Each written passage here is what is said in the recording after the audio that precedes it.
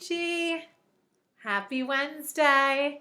How are you all? I miss you. I hope you're doing well. I hope you're having a great week so far.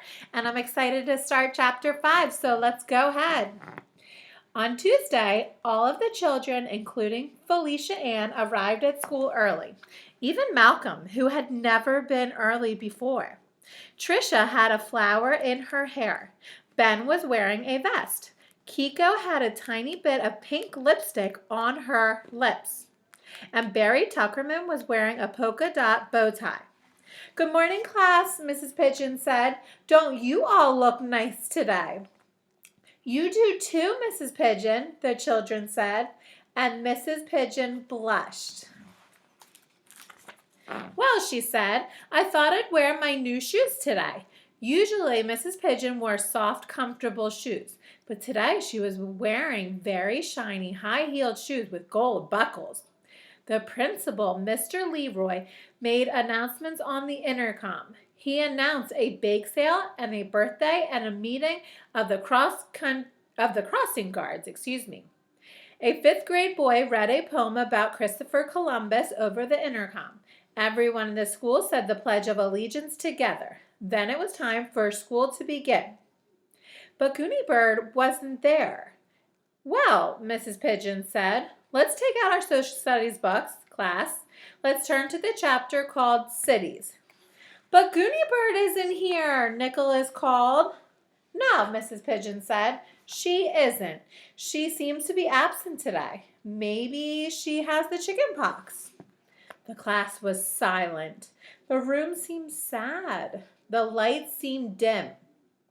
Even the gerbils, who usually scurried noisily around in their cage, were very subdued.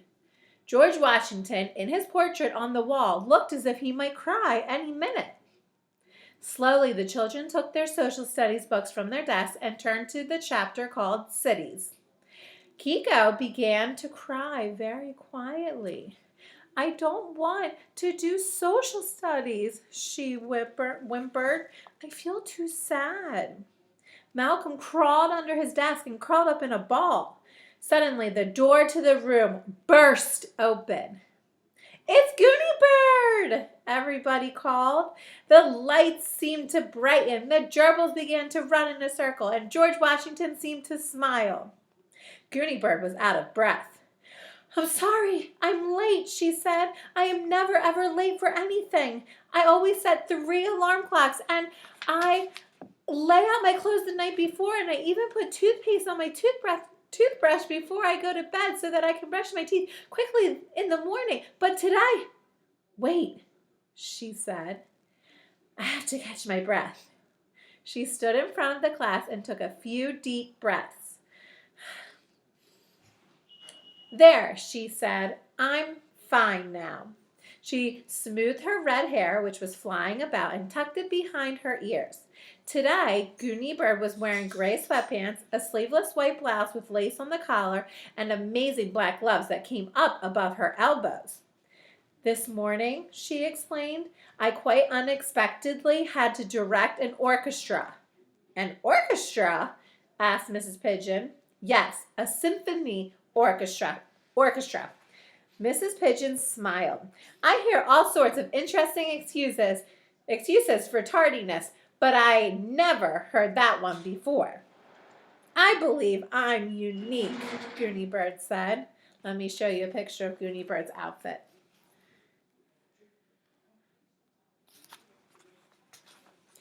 "Yes, you are indeed. Did you wear your gloves when you were directing the orchestra?"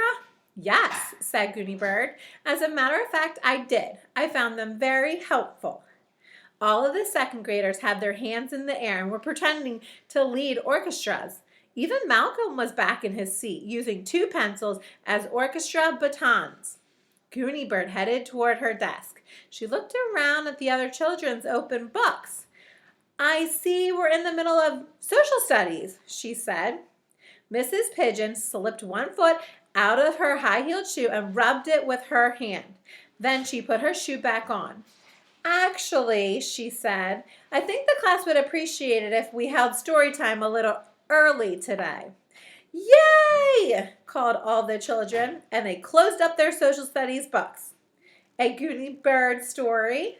Goonie Bird asked. Yes, said Mrs. Pigeon. Yes, called all the children. Goonie Bird smoothed her long gloves. She went back up to the front of the room. Which one would you like today? She asked. How Catman was consumed by a cow? I'd certainly like to hear about Catman and the cow sometime, Mrs. Pigeon said. Maybe tomorrow. But this morning I'd like to hear one called Why Goonie Bird Was Late for School, because she had to direct a symphony orchestra. Oh, Goonie Bird said. All right. I could do that. And it will be absolutely true? Asked Mrs. Pigeon. Of course, Goonie Bird said. Have you forgotten? All of my stories are absolutely true. Then she curtsied and began. All right, let's stop there for today. We'll continue to pick up tomorrow. Enjoy your Wednesday. Whatever you do, I hope you have a great day. Know that I'm thinking about you and I miss you so much. Bye.